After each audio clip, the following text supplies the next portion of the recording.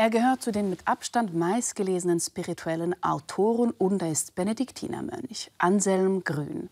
400 seiner Bücher sind lieferbar, geschrieben hat er noch mehr. Erst kürzlich feierte er seinen 80. Geburtstag. Was treibt den Mann Gottes an und weshalb ist er so beliebt?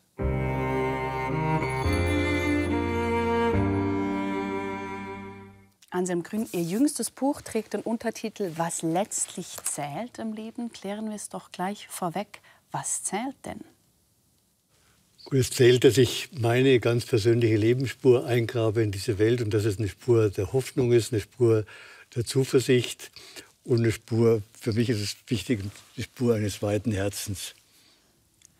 Es ist interessant, dass Sie das sagen, das mit dem weiten Herzen. Ich habe das erst kürzlich in einem Text gelesen. Dort steht, auf Ihrem Grabstein soll mal stehen, er habe ein weites Herz gehabt oder sowas. Stimmt das?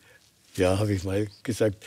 Der heilige Benedikt will ja den Mönch zu einem weiten Herzen führen. Und alle Spiritualität, die eng ist, die ist nicht gesund, sondern nur, wenn sie offen ist und weit für die Menschen, aber auch natürlich weit offen für Gott.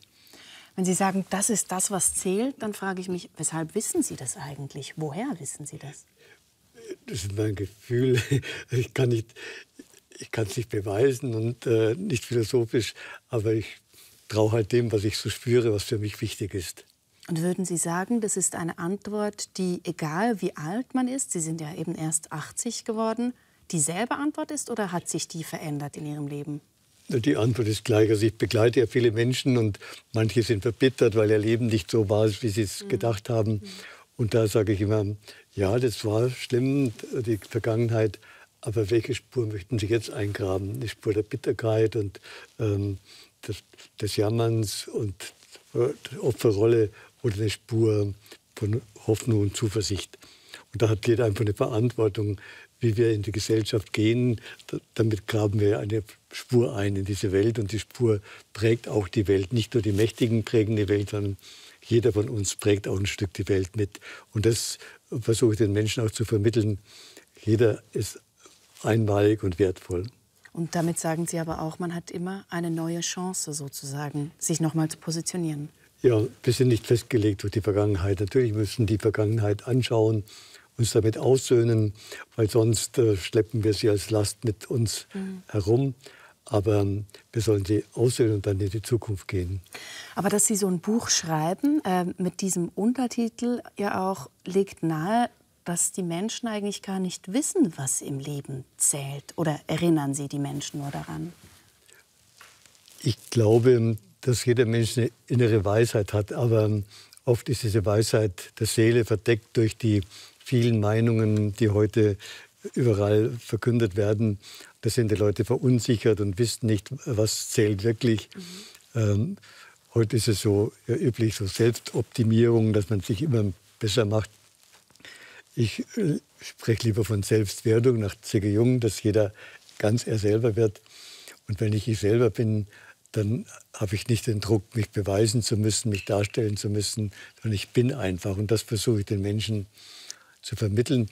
Ich will niemand belehren, sondern jeden in Berührung bringen mit seiner eigenen Weisheit. Das ist ganz spannend, was Sie sagen, weil ich glaube, ich habe im Vorfeld auch sinngemäß ein Zitat vom Dichter Edward Young gelesen. Da sagt, wir werden alle als Original geboren, aber sterben dann als Kopie. Also das Leben ist sozusagen ein großer Angleichungsprozess. Was würden Sie denn sagen, wie original sind Sie, Anselm Grün, geblieben?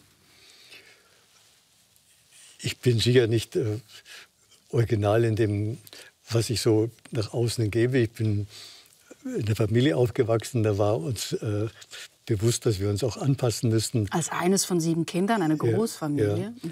Aber ich glaube, original ist, dass ich mein eigenes Denken habe und ich lebe in einer Gemeinschaft. In einer Gemeinschaft kann man nur leben, wenn man auch innerlich eine Freiheit hat und das eigene Denken, das eigene Fühlen, dem traue ich einfach. Ich habe mich eben gefragt, ist das denn auch das, worum es geht, original zu bleiben? Ist das anstrebenswert? Ja, also jeder ist ein einmaliges Bild, so kann man spirituell sagen, das Gott sich von einem gemacht hat oder von der Psychologie her. Jeder ist er selbst, aber dieses Selbst kann man nicht mehr beschreiben. Aber wenn ich in diesem Selbst bin, dann bin ich gelassen, ohne diesen Druck. Ich muss da nicht im Gespräch mich beweisen, dass ich intelligent bin oder in der Arbeit beweisen, dass der Chef zufrieden ist, sondern das Leben fließt einfach und das ist ja wesentlich einfacher. Ich erlebe viele Menschen, die überfordert sind, weil sie bestimmte Bilder haben. Zum Beispiel, wenn ich für Führungskräfte Kurse halte, die haben ein Bild, als Führungskraft muss ich durchsetzungsfähig und entscheidungsfreudig und konfliktfähig sein. Und damit sind sie oft überfordert. Und ich sage, komm mit deinem Bild in Berührung, für so, wie es deiner Person entspricht, dann wird es zum Segen für die Menschen. Würden Sie denn sagen, Sie sind Gott so, wie Gott Sie gemeint hat? Ich glaube nicht. Ich habe auch meine Schattenseiten und meine Schwächen und Fehler. Aber ich glaube, dass ich bedingungslos angenommen bin und dass ich immer mehr hineinwachse. Das ist das Ziel für mich, halt durchlässiger zu werden für den Geist Jesu und Geist Gottes und nicht mich selber darstellen zu müssen. Darf ich nachfragen, was denn Ihre Schattenseiten sind?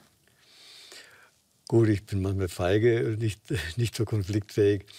Dann bin ich auch ungeduldig, manchmal auch empfindlich.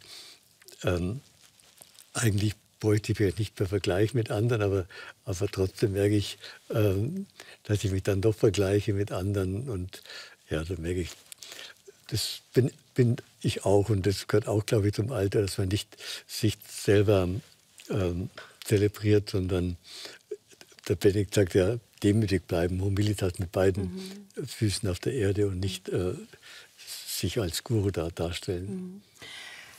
Vergleichen, in gewissen Bereichen jedenfalls sind Sie sozusagen unschlagbar. Sie schreiben unglaublich viel. Der französische Philosoph Michel de Montaigne hat gesagt, naja, altern tun wir alle, aber wir können etwas gegen die Selbstverkümmerung tun, und zwar indem wir uns einer Tätigkeit nähern oder nachgehen, die weder mühsam noch langweilig ist, und zwar mit dem schönen Satz, dass wir dadurch weniger Falten auf dem Geist als auf der Stirn bekommen. Ist das etwas, was Sie auch beschäftigt, dass Sie weniger Falten auf dem Geist bekommen, sodass Sie so viel schreiben? Also ich bin nicht unter Druck, schreiben zu müssen, aber es macht mir Spaß und es hält mich lebendig, weil wenn ich so ein Thema habe, dann schaue ich natürlich in der Bibliothek nach, überlege selber, wie kann man das formulieren, wie kann ich es den Menschen vermitteln. Also ich schreibe immer Bücher im Dialog mit den Menschen. Also ich versuche immer, mir Menschen vorzustellen, wie könnte ich dem das erklären, dass er es versteht. Aber trotzdem ist es ja so, dass Sie, ich habe es gesagt, 80 Jahre alt geworden sind. Das heißt, der Alterungsprozess, selbst wenn ich Ihnen zuvor gesagt habe, nicht während laufender Kamera, ich habe das Gefühl, Sie sind kaum gealtert. Sie sind 80 und man muss sich da irgendwann, nehme ich an, mit dem Alterungsprozess, auch mit den zurückgehenden Möglichkeiten beschäftigen. Wie stark beschäftigt Sie das selber, dieser Alterungsprozess und der Rückgang der Möglichkeiten? Gut, ich bin dankbar, dass ich noch einigermaßen fit bin. Ich merke, die Ohren sind immer so genau und die Augen auch nicht mehr. Ich brauche zwar keine Brille, aber in die Ferne kann ich nicht so gut sehen. Aber das muss ich akzeptieren. Und ich arbeite, solange es mir Spaß macht, aber ich rechne natürlich damit, dass es irgendwann aufhört, dass irgendwas passieren kann. Also ich beschäftige mich schon damit, das auch loszulassen. Irgendwann wird der Tod kommen, aber das überlasse ich Gott, wie lange er mir die Kraft gibt und wie lange ich noch stimmig arbeiten kann. Ich möchte natürlich nicht dann, wie manche Alten, nicht loslassen können, dass es irgendwann peinlich wird für die Leute. Wie machen Sie das denn, diese Gelassenheit dem gegenüber? Gut, dass ich einfach dankbar bin für das, was ich tun kann, aber auch weiß, es kann auch eines Tages einfach sofort aufhören. Ich frage das auch, weil gerade mit so vielen Büchern, die Sie schreiben pro Jahr, sind es circa 5. Da hängen natürlich auch gewisse Arbeitsplätze damit zusammen. Also bei Ihrem Kloster, Vier Türme Verlag Münster-Schwarzach, da ist, glaube ich, die Hälfte des Verlags machen Ihre Bücher aus. Da werden doch auch solche Gedanken einfließen in die Überlegung, ja, wann werde ich dann ein bisschen kürzer treten, wann werde ich ein bisschen mehr Ruhe in mein Leben lassen, oder nicht? Gut, der Verlag hat natürlich ständig Wünsche, dass ich Bücher schreibe und da versuche ich zu antworten, wenn es für mich stimmt, wenn da was anspringt in mir, dann schreibe ich auch gerne. Aber klar, gut, ich mache noch keine Planung, so wie das in 5 Jahren ausschaut. Ich habe jetzt gestern, der Leiter vom Gästehaus hat die Pläne für die Kurse für 27 ausgemacht. Da weiß ich gar nicht, wie fit ich bin. Ich plane halt mal, aber ich kann es auch wieder loslassen. Und die anderen Leute, wie gut können die das loslassen? Wie gut können die die Tätigkeit von Anselm Grün loslassen? Klar, die hoffen natürlich schon, auch dass ich da noch länger für den Verlag schreibe oder länger Kurse halte, weil das Gästehaus lebt auch von meinen Kursen. Viele kommen ja nicht rein in meine Kurse, weil die immer ausgebucht sind. Und dann suchen sie andere Kurse. Also auch die anderen Kurse werden durch mich voll. Das tut dem Gästehaus schon gut. Und Ihnen? Mir machen die Kurse Spaß und ich werde auch mehr Kurse halten und weniger Vorträge halten. Also Vorträge merke ich, das ist nicht mehr ungefähr, stimmt nicht mehr so in meinem Alter.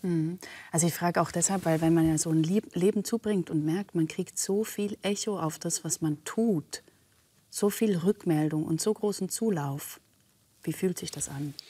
Gut, ich bin dankbar. Natürlich kommt da manchmal Stolz, aber dann denke ich, es ist Geschenk, es ist nicht mein Verdienst. Ich bin natürlich dankbar, wenn die Menschen das anerkennen.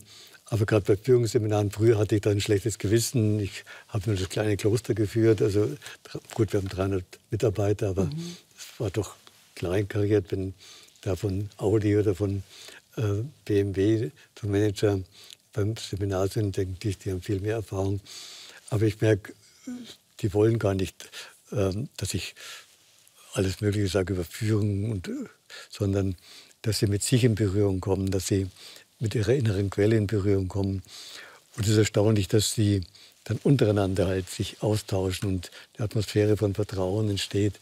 Die Sie da ermöglichen sozusagen. Ja. Aber Sie haben jetzt gesagt, das sei nicht Ihr Verdienst. Ja, wessen Verdienst ist es denn, wenn nicht Ihr?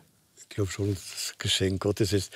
Zum Beispiel, wenn ich in den 60er Jahren geschrieben hätte vermutlich wenig meine Bücher gelesen. Da gab es viele große Theologen, Rahner und Ratzinger und Küng und alle möglichen. Heute ist halt die Theologie nicht so präsent. Und da sind meine Bücher halt, die sowohl theologisch wie spirituell sind und eine Sprache sprechen, die die Menschen verstehen, sind halt gerade beliebt. Also da füllen Sie vielleicht auch ein Vakuum. Ja, ich glaube schon. Wir haben jetzt über das Altern auch so ein bisschen gesprochen. Ich denke, wenn Sie auch sagen, Sie begleiten viele Menschen, auch seelsorgerisch begleiten Sie. Viele Menschen haben Angst vor dem Altern. Die wissen nicht, was soll ich nach der Pensionierung tun, was soll ich überhaupt mit meinem Leben anstellen. Vor einigen Monaten hat die Literaturkritikerin und Autorin Elke Heidenreich ein Buch zum Thema Altern geschrieben, das in Kürze auf die Bestsellerliste schnellte. Sie war auch in dieser Sendung. Wir hören hier ganz kurz zu. Die Leute sind dessen bedürftig, dass man ihnen sagt, mein Gott, habt doch keine Angst. Es ist ein Teil eures Lebens. Die ersten 30 Jahre überlegt ihr, wie will ich leben. Die zweiten 30 bis 60 arbeitet ihr und macht euer Leben. Dann kommen aber noch mal 30. Wollt ihr in der Ecke sitzen, auf den Tod warten? Der Tod findet uns schon, der weiß, wo wir wohnen. Der hat Milliarden gefunden, der findet auch mich. Da gibt es kein Verstecken. Und auch sollte man auch nicht so fürchten, das ist wieder ein anderes Thema. Aber diese Jahre müsst ihr mit Sinn füllen, mit Freude. Das Alter mit Sinn füllen, auch mit Freude?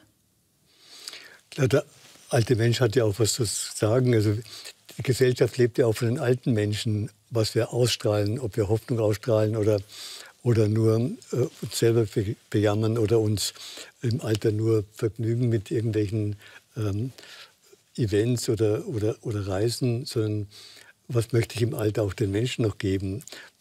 Alte Menschen sind gute Großeltern, sind auch ganz wichtig für die jungen Menschen.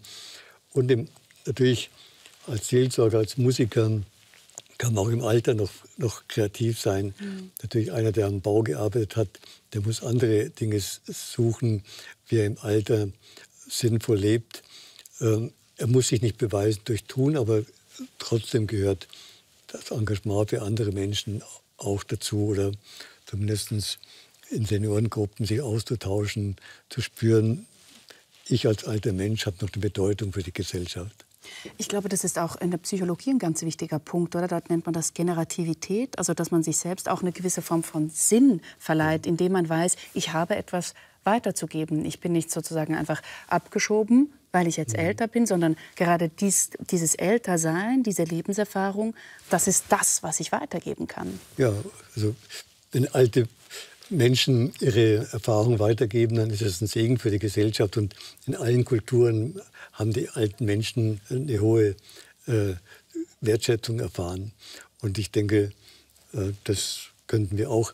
Viele alte Menschen werten sich selber ab. Die jammern, ich bin alt, ich werde nicht mehr gebraucht. Ja, wir werden nicht mehr gebraucht, aber wir können trotzdem den Menschen begegnen. Und wie wir den Menschen begegnen, das prägt auch die jüngere Generation. Sie haben ja selber ein Buch über das Altern geschrieben, vor einigen Jahren, glaube ich. Das wurde mehrfach wieder aufgelegt. Die hohe Kunst des Älterwerdens. Das gibt, glaube ich, 2 Teile davon. Älter werden wir alle. Worin liegt denn wirklich die Kunst? Die Kunst liegt darin, einmal meine Lebensgeschichte anzunehmen, dankbar zu sein, auch wenn es Krisen gab und auf und ab. Und dann aber auch loszulassen. Loszulassen, meine Rolle loszulassen, meine Wichtigkeit loszulassen, auch wenn ich nicht mehr gebraucht werde.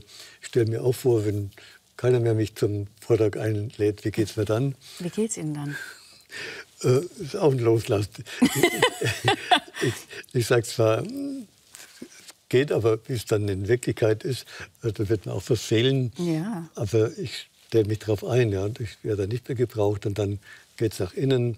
Was möchte ich dann? Möchte ich dann verbittert sein, dass keiner mehr nach mir fragt? Oder sage ich, ja, ist gut, es geht jetzt der Weg nur noch nach innen. Ist das für Sie ein ganz anderes Lebensgefühl, jetzt wo Sie 80 sind? Ich frage insofern, wie hätte Anselm Grün vor 30 Jahren wohl geantwortet? Gut, vor 30 Jahren, da hatte ich noch viele Ideen, was man neu machen kann. Und da war ich ja noch Verwalter in der Abtei. Da hatte ich viele Gedanken. Das Buch über Älterwerden habe ich ja mit 62 geschrieben und jetzt bin ich 80. Es ist natürlich schon ein Unterschied, das zu schreiben oder zu leben. Aber trotzdem kann ich sagen, es stimmt noch. Aber ich kann etwas loslassen schreiben, wenn es dann trifft. Ich habe bewusst die Aufgabe als Zellerer abgegeben. Aber zwischendrin merke ich schon, ich werde immer gefragt über die wirtschaftlichen Dinge. Dann ist das Loslassen ganz konkret. Wenn Sie von Loslassen sprechen, was ist das denn, was Sie selber gerne hinterlassen möchten, wenn Sie einfach so entscheiden könnten darüber? Menschlich und spirituell, kann man sagen. Gut, was ich loslassen und hinterlassen, ist ja ein Unterschied. Also loslassen möchte ich einfach meine eigene Wichtigkeit, dass ich nicht um mich kreise, sondern einfach nur noch bin, ja, und mich nicht von Leistungen definiere. Hinterlassen möchte ich, ja, dass die Menschen Hoffnung schöpfen, dass sie Zuversicht haben, dass sie sich angenommen fühlen und dass sie einen Sinn in ihrem Leben sehen, dass sie spüren, dass jedes einzelne Leben ist wichtig und jeder gräbt eben seine Lebensspur ein und den Mut zu machen, dass jeder nicht irgendwo sich ständig vergleicht mit anderen, sondern überlegt, wer bin ich und was ist meine Lebensgeschichte, was ist das Einmalige, was ich erlebt habe. Ich sagte Loslassen auch deshalb, weil das letzte große Loslassen ist ja wahrscheinlich der Tod, könnte man sagen. Man muss sein Leben lassen. So. Wie schauen Sie darauf? Ich habe das Gefühl, Sie sind da relativ entspannt. Was ist der Schlüssel, mit dieser eigenen Endlichkeit, mit diesem eigenen, auch großen Loslassen in Frieden zu kommen? Gut, erst einmal hoffe ich, dass ich im Tod in Gott hineinsterbe und vollendet werde, wie immer auch das ausschauen wird. Das wollte ich gerade fragen. Was heißt das denn eigentlich, vollendet werden? Ja, gut, dass die tiefste Sehnsucht erfüllt wird. Und wenn ich sage, Gott hat sich von jedem Menschen ein einmaliges Bild gemacht, dieses Bild ist ja im Leben immer auch verdunkelt durch meine neurotischen Muster und durch meine Schattenseiten. Aber im Tod wird es offen, da werde ich ganz ich selber und alles andere fällt weg. Und ich bin die tiefste Sehnsucht nach Gott, nach dem Geheimnis wird erfüllt. wir werden auch eins mit den Menschen, aber wie das genau ausschaut, wir können nur in Bildern darüber sprechen. Aber die Bilder sind für mich hoffnungsvoll und ich überlasse es dann Gott, wie es dann wirklich sein wird. Aber vor allem ist der Tod für mich Vollendung. Und C.G. Jung hat ja als Psychologe auch gesagt, ich kann zwar als Psychologe nicht beweisen, dass es ein Leben nach dem Tod gibt, aber als Psychologe weiß ich um die Weisheit der Seele. Und die Weisheit der Seele weiß, dass der Tod nicht Ende ist, sondern Vollendung. Und als Psychologe ist mir klar, wenn ich gegen die Weisheit der Seele rebelliere mit allen möglichen rationalen Argumenten, dann werde ich ruhelos, rastlos und neurotisch. Also für mich ist dieses Ziel im Tod keine Vertröstung, sondern das lässt mich jetzt gelassen leben. Und das löst keine Bedrängnis in Ihnen aus? Wenn ich so darüber spreche, nicht, aber wie es dann wirklich ist, Tod ist ja auch Kontrollverlust. Also ich kann, natürlich stelle ich mir vor, dass ich friedlich sterbe. Und wie wir das alle wünschen, genau. Ja. Ja.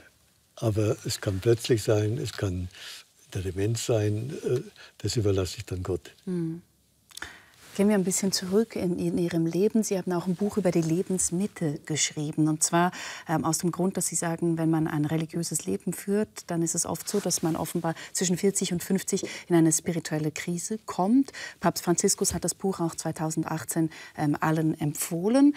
Es wurde, glaube ich, in 20 Auflagen aufgelegt, also verkauft. Sie selber sind aber früher in eine Krise geraten, in etwa um Ihr 30. Lebensjahr, weil Sie sich dort gefragt haben, wie und ob Ihr Leben Frucht bringen wird. Ja, mit 30 habe ich gerade Betriebswirtschaft studiert. Ich habe in Theologie promoviert und dann kam der Abt auf die Idee, dass ich Betriebswirtschaft studieren soll. Das war für mich eine Krise. Und dann als Student dann unter lauter Jungen in Betriebswirtschaft, ich war dann in Mathematik zwar gut, aber diese Matrizen-Mathematik kannte ich überhaupt nicht.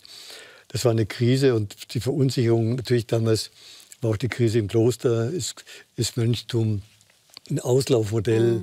Sind auch einige ausgetreten? Ja, viele ausgetreten. Und da war natürlich die Frage, warum bleibe ich, was trägt mich? Und damals haben einige junge Mitbrüder waren bei Graf Dürkheim, einem jüngsten Therapeuten, der Zen-Meditation mit jüngster Psychologie verbunden hat. Und das hat uns damals Hoffnung gegeben, dass die Rituale und dass die Symbole der Kirche nicht was Verstaubtes sind, sondern dass sie durchaus was Heilsames sind. Und deshalb haben Sie sich auch intensiv noch mit C.G. Jung beschäftigt, den Sie jetzt auch schon mehrfach zitiert haben, weil Ihnen das noch einen Zusatz gab.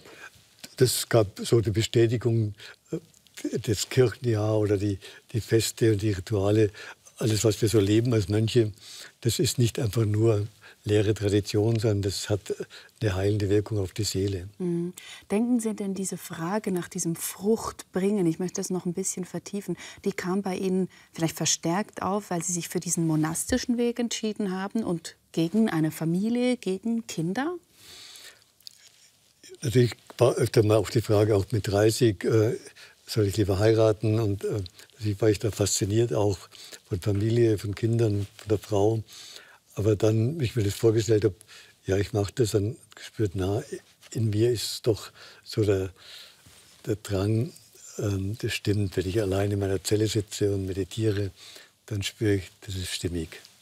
Aber das ist schon ein sehr großer Preis, den man zahlt, oder hatten Sie das nicht so empfunden? Natürlich ist es ein Preis, aber jetzt beim 80. Geburtstag waren meine Nichten und Neffen und die Großnichten und Neffen alle da und haben sich sehr wohl gefühlt. Und einer hat dann eine kurze Ansprache gehalten. Also ich bin dann schon auch die Mitte der Familie irgendwo. Also das ist auch für mich wichtig, weiterhin in der Familie zu sein und nicht herausgehoben. Aber ja, meine Geschwister, da bin ich einer unter ihnen, da habe ich keine besondere Rolle. Natürlich, wenn bei so einem Fest, dann merken die, dass ich eine Bedeutung habe. Das tue ich mir selber auch gut. Wenn meine Schwester sagt, ja, mein Bruder, dann ist der Pater Anselm, dann haben die Leute schon Respekt vor ihr. Sagen die Ihnen eigentlich Anselm oder sagen Sie, Sie sind ja auf den Namen Wilhelm getauft, oder? Ja, die sagen Willi, ja. Ja, okay.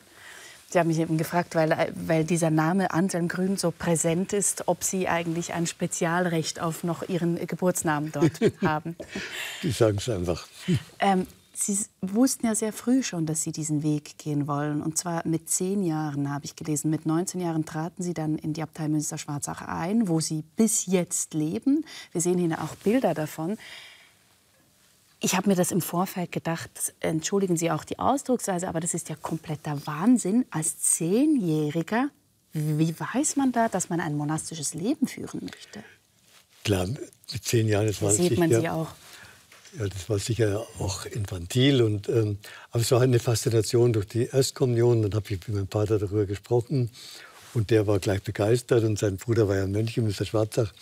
Dann haben sie das irgendwie organisiert, dass ich da ins Internat kam.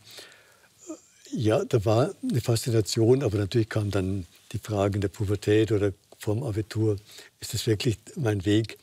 Aber damals als 10-Jähriger, ich war fasziniert, wollte es werden, aber das war kein Entschluss für immer, sondern es war eine Faszination. Also für was denn? Wofür? Also, damals hat mich die Liturgie einfach sehr angesprochen und ja, wir hatten Pfarrer oder Kapläne, die mit den Menschen gut gearbeitet haben. Das hat mich schon auch irgendwo berührt und denke, ja, so was möchte ich auch werden. Was veranlasst Sie eigentlich, an Gott zu glauben? Natürlich kenne ich auch Zweifel. Ist das alles Einbildung, wenn ich bete? Aber dann spüre ich, nein, wenn ich all die Zweifel zulasse, dass alles absurd ist und keinen Sinn hat, dann merke ich, na, ich traue der Bibel, ich traue auch der Weisheit meiner Seele. Und gut, die Frage, wie kann ich Gott erfahren? In der Stille merke ich manchmal, stimmt. Also einfach dieses Gefühl stimmt. Oder wenn ich ein Wort der Bibel lese, ja, wenn das stimmt, wie erfahre ich mich dann? Also Gottes Erfahrung ist ja immer auch eine eigene Form von Selbsterfahrung. Und wenn Gott da ist, dann erlebe ich mich auch anders. Dann habe ich meine Würde, meine Einmaligkeit. Dann fühle ich mich getragen, berührt vom Geheimnis, von etwas, was größer ist als ich selber. Auch die Schönheit der Schöpfung ist für mich auch ein Bild. Also Gott, so sagt Platon, ist das Urschöne und in jeder Schönheit ist eine Spur Gottes. Und wie fühlen sich denn die Zweifel an? Ja, natürlich kann die Zweifel von Feuerbach, das ist alles nur Illusion und Einbildung, damit man es... Aber das ist ja viel Theorie, könnte man sagen. Aber im realen Leben gibt es doch auch diese Zweifel, wo an diesen Grundfesten gerüttelt werden kann. Klar, wenn ich jetzt in die Welt schaue und die Tyrannen haben immer mehr Macht und die negativen Kräfte in der Gesellschaft, die Polarisierung, das nimmt alles zu. Und die Frage ist dann schon, ja, wo bleibt Gott? Aber dieses Gottesbild, das wir bisher haben, der Gott passt auf über alles und sorgt dafür, dass es gut wird, dieses Gottesbild zerbricht dann. Aber diese Ahnung, dass der Hintergrund allen Seins, also Gott ist für mich immer beides, das Du, das ich ansprechen kann oder das mich anspricht in der Bibel, wenn ich so ein Wort höre, der Herr ist mein Hirt, nichts wird mir fehlen. Wenn das stimmt, dann lebe ich mich anders. Aber Gott ist manchmal auch einfach zum Beispiel die Liebe. Neulich hat ein Journalist, der nicht so kirchlich ist, erzählt, er hat einfach mal die Erfahrung gemacht, der Raum war voller Liebe. Und das ist eine Gotteserfahrung, dass ich nicht nur liebe und geliebt werde, sondern Liebe bin, dass einfach Liebe strömt. Das sind für mich auch Gotteserfahrungen. Sie haben jetzt zuvor auch gesagt, Gottes Erfahrung ist Selbsterfahrung. Sie sagen auch sowas wie oder Selbstbegegnung, glaube ich. Gottes Begegnung ist Selbstbegegnung. Und man könne sich nicht an sich selbst vorbei zu Gott hinschwindeln, sagen Sie. Also da schwingt was Mystisches auch mit. Können Sie mehr zu dieser Erfahrung sagen, selbst wenn sie sich ja oft der Sprache auch ein bisschen entzieht? Gut, erstmal, es gibt natürlich Menschen, die Gott benutzen, um sich über andere zu stellen. Also er spricht von Flucht in die Grandiosität. Ich bin ja ganz mystisch und fühle mich besser als die anderen. Das ist ein falsches Gottesbild. Woher wissen Sie, dass das falsch ist? Ja, weil es einfach zur Arroganz führt. Ja, und so. Und ich habe solche Menschen erlebt, die sind im Umgang miteinander ziemlich schwierig. Also, und lebendig ist das Miteinander, auch die Art, wie ich arbeite, wie ich in Gemeinschaft bin, ein Test, ob meine Spiritualität stimmt oder nicht stimmt. Gut, die Frage, wie fühlt sich das an?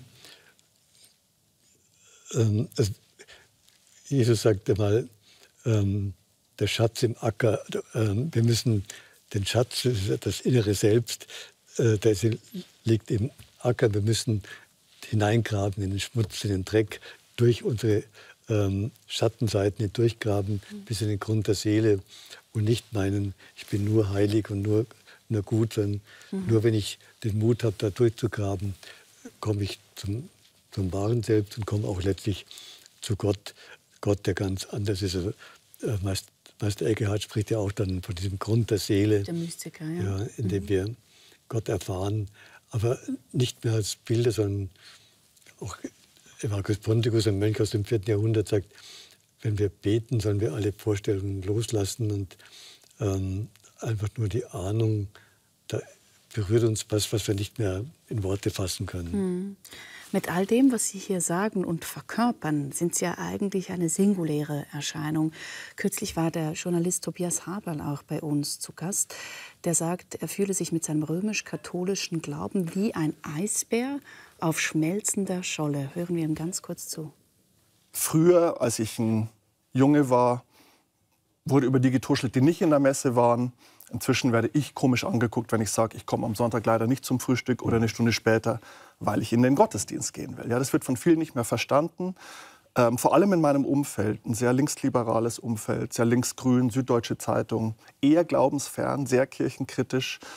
Meine Nachbarschaft, wie man so sagen würde. Progressiv. Meine Nachbarschaft, Glockenbachviertel in München, da ist jetzt auch nicht jeder Zweite katholisch und geht regelmäßig in die Messe. Ich habe mich so ein bisschen gefühlt wie ein Eisbär auf schrumpfender Scholle, unzeitgemäß, obwohl ich doch eigentlich nur das mache, was ich mein ganzes Leben lang gemacht habe.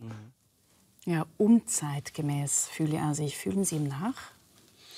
Ja, ich erlebe natürlich bei vielen Leuten, die zu uns kommen, zu den Kursen, dass sie daheim kaum über Glauben reden können oder eine Religionslehrerin darf daheim überhaupt nicht sagen, dass sie Religionsunterricht gibt. Also da wird sie sofort angegriffen. Das ist doch alles verstaubt und die blöde Kirche und mit Missbrauch und so. Aber ich sage immer, wenn einer so aggressiv gegen den Glauben und gegen die Kirche spricht, hat er immer ein schlechtes Gewissen. Deswegen muss er so aggressiv sein. Dass jemand kein Gespür hat oder gleichgültig ist, das kann ich nachvollziehen, wenn er einfach keine Erfahrung hat. Der Trend ist heute anders, aber es gibt ja auch eine Studie, die sagen, die meisten Menschen fragen nicht mehr nach Sinn. Das glaube ich nicht. Also ich glaube, in jedem Menschen ist eine Sehnsucht. Und die Psychologie sagt ja auch, Sucht ist immer verdrängte Sehnsucht. Und Süchte gibt es ja auch genügend in unserer Welt. Und die Süchte sind auch ein Zeichen, dass da eine Sehnsucht ist. Und natürlich, die Sehnsucht richtet sich oft auf Vordergründiges, auf Liebe, auf Erfolg, auf Reichtum. Aber die tiefste Sehnsucht ist letztlich Gott oder das Spirituelle, was wir nicht mehr greifen können. Dann würden Sie sagen, das sind alles Substitute, die anderen Sehnsüchte oder Süchte? Die Süchte sind Substitute, ja. Ein Schweizer Therapeut hat mich mal eingeladen zu einer Suchttagung und wollte von mir den Vortrag Sucht in Sehnsucht verwandeln. Glauben Sie nicht, damit nehmen Sie die Leute, die tatsächlich von sich sagen, nein, aber mit Gott kann ich nichts anfangen, nicht richtig ernst? Gut, ich nehme es erstmal ernst, aber dann versuche ich schon auch zu fragen, ja, und was trägt dich und was gibt dir Hoffnung? Und also ich versuche zumindest Fragen. Und ich glaube halt, dass hinter diesem anderen schon auch noch eine Ahnung ist. Also jeder Mensch hat eine Ahnung von etwas, was größer ist als er selber. Sie sind natürlich aber auch geprägt von Ihrer Herkunft. Wir haben es zuvor angesprochen. Sie sind in einem, glaube ich, sehr gläubigen Haushalt aufgewachsen, in einer Familie, eben Großfamilie, 7 Kinder. Hier sehen wir das auch. Sie sind, glaube ich, der Junge links, ne? Ja. Das nimmt man natürlich auch von der Familie mit, sowas, oder? Und Sie haben in der Familie Leute gehabt, die auch im Kloster waren. Insofern kommt man da mit einem anderen Erfahrungsschatz. Aber überhaupt, wie hat Sie das eigentlich geprägt, in so einer Großfamilie aufzuwachsen? Sie hatten es zuvor ein bisschen angedeutet, oder? Etwas zwischen Individualität und Gemeinschaft, was Sie heute ja auch leben müssen. Ja, klar, ich habe mich wohlgefühlt. Natürlich, keine Familie ist ideal. Zum Beispiel Konflikte wurden bei uns nicht so ausgetragen. Das machen Sie ja immer noch nicht so, können Sie sagen. Ja, als Zellerat musste ich dann machen. Und dann habe ich gedacht, ja, ich muss nicht auf den Tisch schauen, sondern wenn ich die Leute miteinander ins Gespräch bringe, dann löst sich dann schon irgendwann ein Konflikt. Ich bin halt dabei, aber ich bin nicht der sofort drauf losgeht. Gut, natürlich, das war eine religiöse, wir haben uns nicht gedrängt gefühlt, in die Kirche zu gehen. Es war einfach ein inneres Bedürfnis. Natürlich verstehe ich Menschen. Ich begleite ja viele, die aus dem Osten kommen, die nicht religiös sozialisiert sind. Aber wenn ich im Osten Vorträge halte, kommen auch manche von diesen Leuten. Und ich habe dann schon auch Leute erlebt, die keine religiöse Sozialisation haben und doch auf einmal eine Sehnsucht haben. Auf einmal, wenn sie in die Kirche gehen und spüren, was ist das eigentlich? Und neugierig werden. Aber natürlich möchte ich nicht werten. Ja? Ich möchte keinen werten, aber ich glaube halt trotzdem, dass in jedem so eine Ahnung ist von etwas, was größer ist, wie immer man das erzählen will. Auch die Atheisten, Thomas Hallig unterscheidet ja 3 Formen von Atheisten. Die Gleichgültigen, die halt nur die Materie wollen oder das Oberflächliche. Die Aggressiven, die ein schlechtes Gewissen haben. Und die Suchenden. Und die Suchenden, die glauben ja auch an irgendetwas. Die nennen das nicht Gott, aber sie spüren auch Werte, die größer sind als der Mensch oder irgendwie einen Sinn im Leben. Und mit denen, die sind auch eine Herausforderung für uns. Wenn wir das Gott nennen, manchmal meinen wir wüssten genau, wer Gott ist. Und die Atheisten zwingen uns, dass Gott eben wirklich das Geheimnis ist, das wir nicht fassen können, sondern aber die Ahnung. Und diese Ahnung für etwas Größeres, die verbindet uns letztlich. Wissen Sie, ich habe noch nicht verstanden, was Sie jetzt gemeint haben mit dem schlechten Gewissen. Atheist aus schlechtem Gewissen. Ja, wenn ich so aggressiv gegen etwas kämpfen muss, dann berührt es mich ja. Der Hermann Hesse sagt, was nicht in uns ist, das regt uns auch nicht auf. Also die regt der Glaube so auf, weil da doch eine Spur in ihnen ist, die sie aber verdrängt haben. Und man hat ein schlechtes Gewissen sich selbst gegenüber, dass man das verdrängt hat. Ja, ja. Ha, okay, ich bin gespannt, was die Leute meinen. Sie haben das jetzt mehrfach angesprochen. Sie beraten und begleiten Menschen seelsorgerisch. Nicht selten liest und hört man, dass Sie diese Menschen geheilt oder aufgerichtet haben. Was machen Sie denn mit diesen Menschen genau? Ich höre einfach zu. Für mich ist der wichtige Grundsatz verstehen statt bewerten. Ich versuche den Menschen zu verstehen. Ich gebe keine Ratschläge, sondern ich versuche ihn zu verstehen und dann mit ihm zu überlegen, was kann ihm helfen. Natürlich sage ich manchmal auch mein Gefühl, so wie ich das wahrnehme, würde ich da mal versuchen, in die Richtung zu gehen oder das zu probieren, das Ritual zu probieren. Ja, ich bin dankbar, dass Menschen dann sagen, dass es ihnen geholfen hat. Auch bei Führungsseminaren gebe ich immer Einzelgespräche, aber immer nur eine Viertelstunde. Beim letzten waren es 23 Einzelgespräche auf einmal. Aber die Menschen haben oft niemanden, mit dem sie reden können. Zum Therapeuten braucht man auch lange Anlaufzeit. Und da ist es ihnen wichtig. Und gerade auch viele Männer kamen dann zum Gespräch. Das ist ein Bedürfnis, wie gehe ich um mit meinen Ängsten, mit dem Gefühl, nicht gut genug zu sein als Führungskraft. Wie gehe ich um, dass in der Familie eben nicht klappt, dass die Tochter depressiv ist oder der Sohn nicht in die Gänge kommt. Das sind einfach Fragen, da brauchen Sie einfach jemand, wo Sie es aussprechen können, der nicht bewertet, wo Sie einfach sein dürfen und dann schauen, was kann helfen. Wie spielt denn da der Glaube mit rein? Also zunächst gehe ich auf die Dinge ein, die die Menschen erzählen, aber dann frage ich schon auch, ja, und was hilft der Glaube Ihnen oder so ein Ritual, das zum Beispiel Gott hinzuhalten, mal die Angst, wenn einer über Angst spricht. Viele haben ja auch eine Therapie schon gemacht. Aber wenn ich frontal gegen die Angst kämpfe, wird sie stärker. Und ich sage einfach zugeben und sich mit seiner Ohnmacht, seiner Angst, seiner Depression vor Gott hinhalten und spüren, ja, so bin ich, das darf sein, aber da fließt eine andere Energie in mich hinein.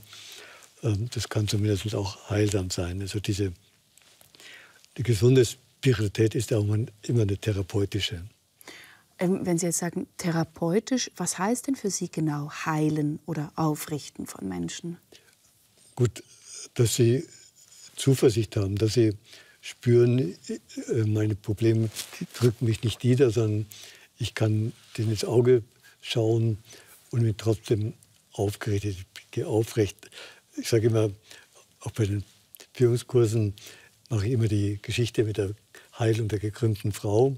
Das spielen wir dann auch real, dass die Leute gekrümmt durch den Raum gehen und dann richte ich jemand auf und die anderen richten einander auf.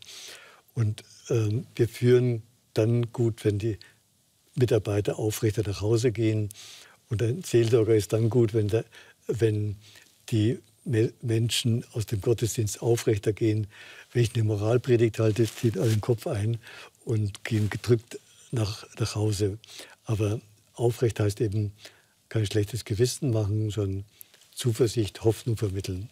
Aber bei gewissen Dingen muss man doch einfach eine Moralpredigt halten. Sie haben von den Tyrannen gesprochen davor.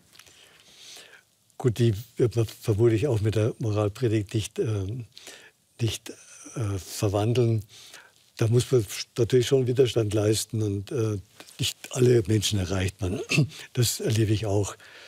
Ich bin auch begrenzt. Ich spüre, manche Menschen kann ich nicht erreichen, da rede ich vorbei an denen. Das akzeptiere ich dann. Ich muss auch nicht jeden erreichen. Aber wenn manche Menschen sagen, wenn ich Vorträge halte vor Firmen, das ist ja nur ein frommes Pflaster, das nehmen die nicht so ernst. Sage ich immer, ich halte nur Vorträge für Menschen, an die ich glaube. An die ich glaube, dass sie auch Werte leben, dass sie es gut meinen, dass sie Verantwortung übernehmen für andere Menschen. Also das heißt, das ist eine gewisse Vorselektion, zu wem Sie eigentlich sprechen. Also die Menschen, die zu uns kommen, das ist eine Vorselektion, da kommen nicht die anderen. Aber bei Firmen sind ja nicht alle fromm in der Firma, da kommen alle. Da ist natürlich der Leiter, der hat das Bedürfnis, dass ich da komme, die anderen vielleicht nicht, aber ich will die dann nicht belehren und am Ende sind die dann oft dankbar und spüren.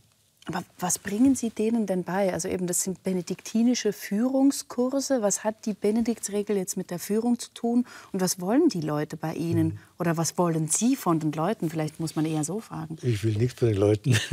Aber Sie wollen wahrscheinlich was weitergeben, oder? Ja. Da haben Sie schon eine Mission. Ja, gut, für mich heißt benediktinisch führen, Menschen führen heißt Leben wecken, also nicht von den Zahlen ausgehen, sondern Leben wecken in den Menschen. Und wenn ich Leben wecke, dass sie Lust haben an der Arbeit, dann haben sie auch, dann stimmen auch die Zahlen. Und das andere die Werte und zum Beispiel Glauben, Hoffnung. Hoffnung ist für mich ein wichtiger Wert, auch für die Firma. Ich lasse die Leute immer überlegen, welche Hoffnung vermittle ich mit meinem Beruf und welche Hoffnung vermittle ich als Mensch, als Person. Ich habe für das Arbeitsministerium Berlin einen Kurs gehalten und auch für das Wirtschaftsministerium. Also die ganzen Ministerien kommen jetzt ins Kloster, Führungskräfte, weil sie spüren. Dann haben wir diese Übung mit der Hoffnung gemacht. Auf einmal haben die gemerkt, meine Arbeit hat Sinn. Ja, ich vermittle Hoffnung, dass die Arbeitslosen nicht durch das Netz hindurchfallen oder die Behinderten nicht durchfallen. Und wenn ich Hoffnung stiftet, dann hat meine Arbeit einen Sinn und dann habe ich auch Energie, dann macht es auch Freude. Aber es ist auch ein Privileg, oder, dass man durch die Arbeit wirklich Sinn erfährt. Es gibt ja ganz viele Leute, die einer Tätigkeit nachgehen, die sie überhaupt nicht für sinnhaft empfinden und in denen sie das Gefühl haben, was ich hier täglich mache, das ist eigentlich Arbeit in den Abfalleimer, das bringt kein größeres Glück und den anderen Menschen oder mir. Gut, es gibt sicher, aber zum Beispiel die Buchhalterin meinte, ich vermittle auch keine Hoffnung, ich mache meine Arbeit. Und die anderen haben gesagt, doch, wenn ich zu dir komme, dann vermittelst du Hoffnung, weil du bist nicht genervt, wenn ich zu dir komme, sondern du hast Zeit für mich. Und ich weiß, die Zahlen stimmen und so weiter. Du überweist sofort, das ist ja auch Hoffnung. Also wie ich meine Arbeit tue, natürlich, manche Arbeit ist sinnlos. Und da muss man dann auch überlegen, ob die auf Dauer Sinn hat. Aber einer von Scheffler, die waren auch da, sagte, Hoffnung ist ja kein Begriff der Betriebswirtschaft, da spricht man von Zukunftsstrategie und so weiter. Aber er merkt, Zukunftsstrategie ist rational, das bewegt keinen. Hoffnung ist emotional, das gibt Kraft, das gibt Lust. Eben, aber da muss man dann ja auch darüber nachdenken, wem man wirklich solche Kurse geben will, sozusagen moralisch auch, wenn man da berät, oder? Da gibt es wahrscheinlich auch Grenzen. Da würde man jetzt nicht jeder Firma mit, ich sage jetzt einfach was in Ihrer Meinung vielleicht, mit Waffenhandel oder sowas Klar, Kurse anbieten. Also normalerweise sind die Kurse ja frei, dass die Leute selber sie merken. Und einige Firmen kommen natürlich, würde ich nicht jede nehmen. Ich habe mich auch gefragt, Sie führen ja sozusagen eine Ehe mit Gott. Sie haben keine Familie, Sie haben keine Kinder, Sie haben keinen Stress, eine Arbeit zu finden oder Konkurrenzkampf. Auch zum Beispiel sich für einen Kleidungsstil zu entscheiden, haben Sie auch nicht Stress. Wie genau geben Sie denn eigentlich Ratschläge, wenn Sie in gewissem Maße eigentlich ein Inseldasein führen hinter Ihren Klostermauern? Also ich versuche keine Ratschläge zu geben, sondern ich versuche die Werte zu leben und erzähle durch Beispiele. Weil Glauben ist für mich, der Paul Celan, der jüdische Dichter, sagt ja, es gibt keinen Glauben ohne Sprache und keine Sprache ohne Glauben. Also Glauben heißt nicht, dass ich fromme Worte sage, sondern wie ich mit Menschen über Menschen spreche. Darin drückt sich mein Glaube oder Unglaube aus. Und dass sie einfach sensibel damit umgehen, mit Sprache. Welche Sprache sprechen wir in der Firma? Eine vorwurfsvolle Sprache, eine militärische Sprache, eine kalte Sprache oder eine Sprache, die wärmt, die Menschen aufrichtet. Sie haben millionenfache Verkäufe von Ihren Büchern. Sie wurden in 30 Sprachen übersetzt. Ich könnte jetzt mehrere Zahlen sagen.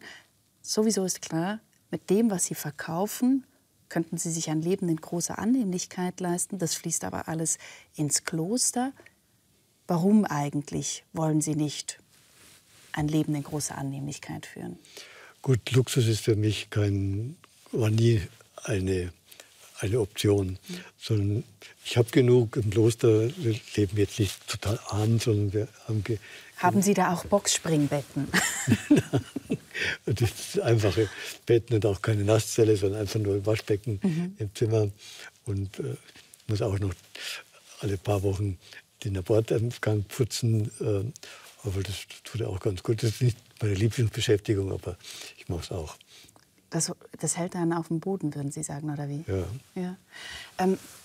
Ich habe mich gefragt, bei diesen Büchern und bei dieser Tätigkeit, sind die Menschen eigentlich so stark von Ihnen berührt oder sind sie tatsächlich von Gott berührt und macht das für Sie einen Unterschied? Das ist sicher verschieden. Manche sind auf mich fixiert und sind von mir berührt. Aber viele sagen, ja, ich habe neu zum Glauben gefunden und neu zu Gott gefunden. Und da bin ich dann schon dankbar. Was heißt das, Sie sind dankbar? Ja, dass das nicht umsonst war, was ich geschrieben habe, dass das Menschen berührt. Ich habe kürzlich einen Dokumentarfilm über Sie gesehen. Und dort sagt der Journalist Alan Posner in einem Zitat, das wir mitgebracht haben, Sie seien das Methadon, die Ersatzdroge der katholischen Kirche für diejenigen, die die Hardcore-Botschaft nicht mehr hören können und wollen. Sie lachen schon. Finden Sie das lustig? Na gut, das ist halt typisch journalistisch ausgedrückt. Ja, das ist zugespitzt. Aber ich weiß gar nicht, ob es so falsch ist. Insofern man ja sieht, in Zentraleuropa lehren sich die Kirchen. Er spricht auch von der Hardcore-Botschaft. Ist das vielleicht eines Ihrer Erfolgsrezepte, dass Sie da eine weichere, eine sanftere, man könnte jetzt auch journalistisch sagen, weichgespülte Theologie anbieten? Klar, manche werfen mir das vor, dass das weichgespült ist. Aber ich denke, das entspricht dem Geist Jesu. Der hat auch die Menschen aufgeregt. Der hat nicht moralisiert, sondern wenn er scharfe Worte gesagt hat, dass wir aufwachen, dass wir spüren. Aber es sind alles Worte, die zum Leben führen. Und das ist für mich entscheidend. Das Moralisieren ist ja immer ein Zeichen, wenn ich zu sehr moralisiere, ist es oft ein Zeichen, dass ich selber das nicht lebe, sondern von anderen verlange. Und das hat die Kirche eine große Krise gebracht, dass sie ständig moralisiert hat und dann die eigene Moral war nicht so, wie sie verkündet hat. Und deswegen ist wichtig, schon die Botschaft. Und also ich will nichts beschönigen, ich habe kein Problem mit Dogmen, kein Problem mit der Bibel, aber die Frage, wie lege ich sie aus? Ja? Und da ist, die Dogmen sind nicht Rechthaberei, sondern die wollen das Geheimnis offenlegen und alle sind eigentlich total, dass der Mensch spürt, wer bin ich eigentlich? Also es ist immer auch eine neue Selbsterfahrung. Irgendetwas glauben müssen, was völlig fremd ist, das ist sinnlos. Also Glauben hat immer mit mir zu tun, wie möchte ich leben und wer möchte ich sein.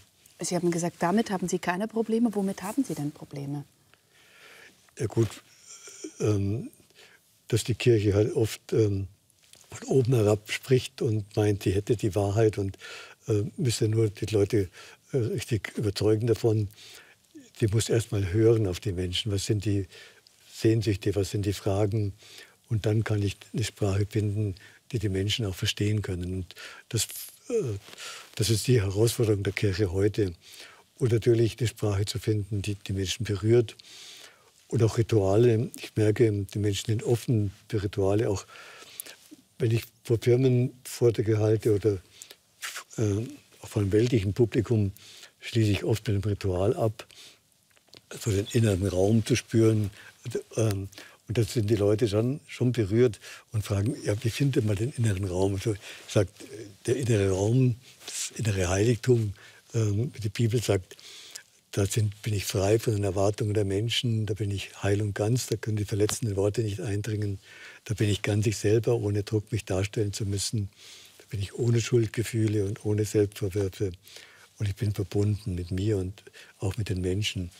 Und dann merken die Leute, ja, das täte ihnen gut, mitten im Trubel etwas von diesem heiligen Raum zu haben. Das gibt einfach Gelassenheit mitten in den Konflikten. Und viele sagen, ja, aber ich spüre das nicht.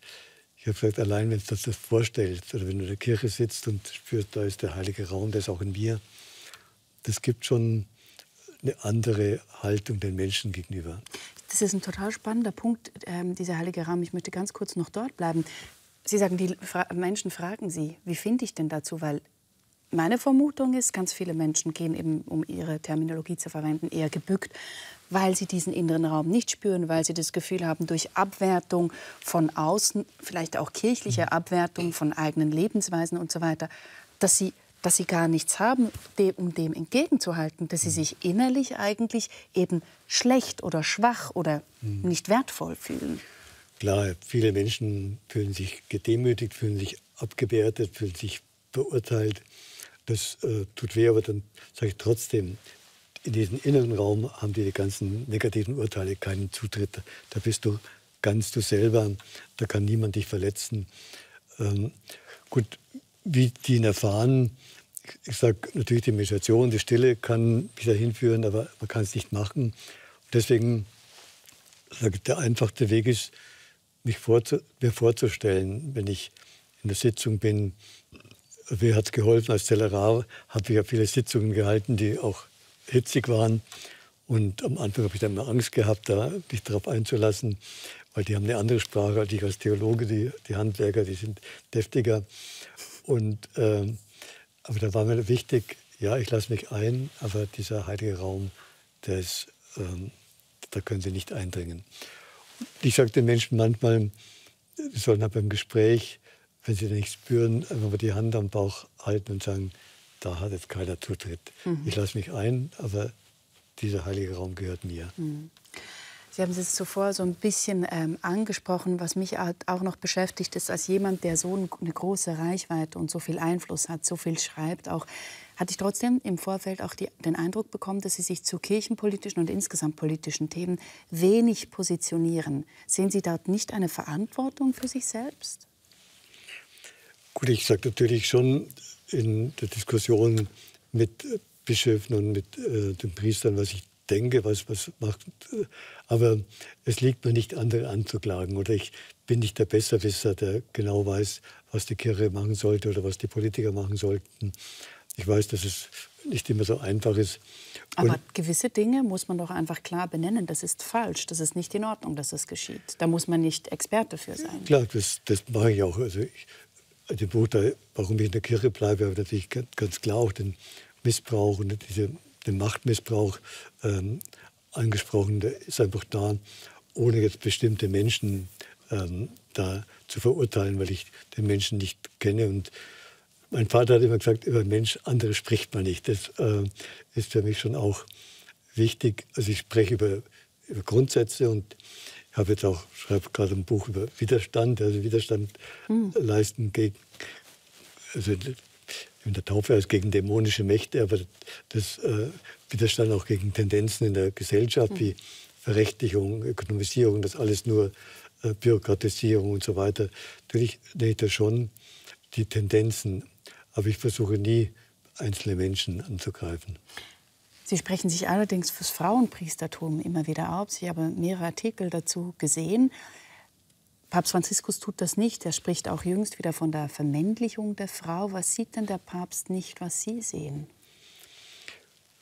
Gut, ich habe schon gehofft, dass er da eigentlich offen ist, aber er ist so im Zwiespalt. Er hat Angst vor den Konservativen, die dann gleich die Kirche spalten wollen. Ich glaube, persönlich ist er schon offener. Aber klar, die Kirche, auch ich bin ja auch für die Freistellung vom Zölibat, also das für die Mönche ist es kein Thema. Also wenn man ins Kloster geht, ist es klar, dass man ohne Frau lebt. Aber der Priester der Welt, ich kenne halt viele, die dann auch geheiratet haben, die werden weiterhin gute Priester. Und also das und Frauenpriestertum, wir müssen die Rolle der Frau auch neu verstehen in der Kirche. Aber man kann es halt nicht hauruck machen. Also sagen, morgen muss das entschieden. Ich bin schon enttäuscht, dass das Diakonat der Frauen, das wäre der erste Schritt gewesen, ja.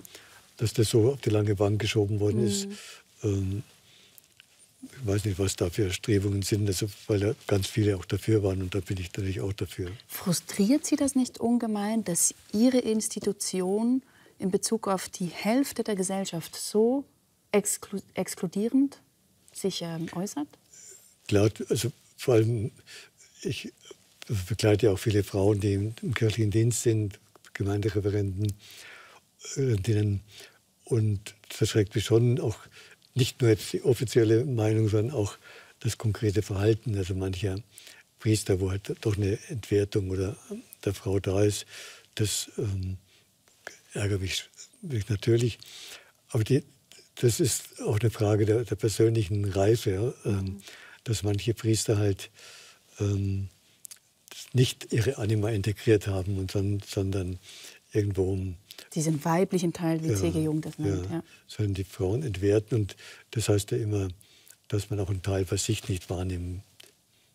Ja, darüber könnten wir noch einen Moment sprechen. Wir sind schon am Ende des Gesprächs. Ich möchte Sie zum Schluss noch fragen. Der Palliativmediziner Stefan Eichmüller, der sagt, Menschen sterben oft so, wie sie gelebt haben. Was würde das denn für Sie bedeuten?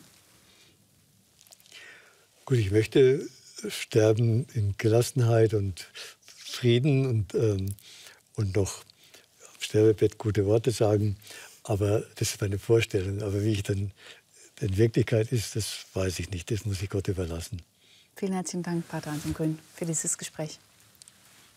Ja, schön, dass ihr dabei wart. Und wenn ihr wollt, bleibt noch etwas hier. Denn hier drüben kann ich euch das Gespräch mit Bruder David Steindl-Rast oder eines mit Anselm Grün und seinem Bruder und Astrophysiker Michael Grün empfehlen.